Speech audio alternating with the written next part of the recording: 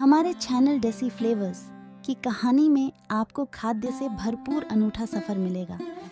हमारे साथ जुड़कर आप एक नए स्वाद के सफ़र में खो जाएंगे। सब्सक्राइब करें और साथ में चलिए, क्योंकि खाना एक कहानी बनाता है। उत्तपम दक्षिण भारतीय व्यंजनों में से एक प्रमुख और लोकप्रिय पकवान है, जो न केवल भारत में बल्कि विदेशों में भी खाया और सराहा जाता है। इसका इतिहास सदियों पुराना है और इसकी उत्पत्ति का संबंध विशेष रूप से तमिलनाडु और केरल से है। हालांकि आज उत्तपम पूरे भारत में एक प्रसिद्ध व्यंजन बन चुका है। इसे नाश्ते के रूप में प्रमुखता से खाया जाता है, लेकिन इसका आनंद दिन के किसी भी समय लिया जा सकता है। उत्तपम की जड़ें प्राचीन काल में खोजी जा सकती हैं, जब लोगों ने पाया कि बचा हुआ डोसा बैटर मिश्रण यदि एक रात रखा जाए तो वह खट्टा हो जाता है।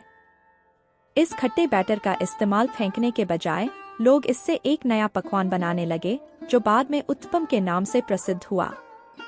इस व्यंजन की विशेषता यह है कि इसे डोसा की तरह पतला नहीं बनाया जाता, बल्कि यह मोटा और नरम होता है। इसलिए इसे इंडियन पैनकेक भी कहा जाता है। उत्तपम बनाने के लिए चावल और उड़द दाल के घोल को खमीर होने के लिए रखा जाता है। जब यह बैटर तैयार हो जाता है तो इसे तवे पर डालकर मोटा फैलाया जाता है। इसके बाद इस पर कटे हुए प्याज, टमाटर, हरी मिर्च, गाजर, धनिया और अन्य सब्जियों का मिश्रण डाला जाता है। यह सब्जियां न केवल उत्तपम के स्वाद को बढ़ाती हैं, बल्कि इसे पौष्टिक भी बनाती हैं। इसके अलावा आजकल विभिन्न प्रकार के उत्तपम जैसे पनीर उत्तपम, चीज उत्तपम, रवा उत्तपम, पालक उत्तपम, स्नवीज उत्तपम और मसाला उत्तपम भी बनाए जाते हैं, जो इसके स्वाद और विविधता में और भी इजाफा करते हैं।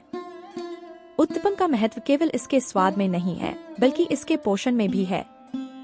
चावल और दाल के मिश्रण से बने इस व्यंजन में कार्बोहाइड्रेट, प्रोटीन और विटामिन भरपूर मात्रा में होते हैं, जो इसे एक संतुलित आहार बनाते हैं।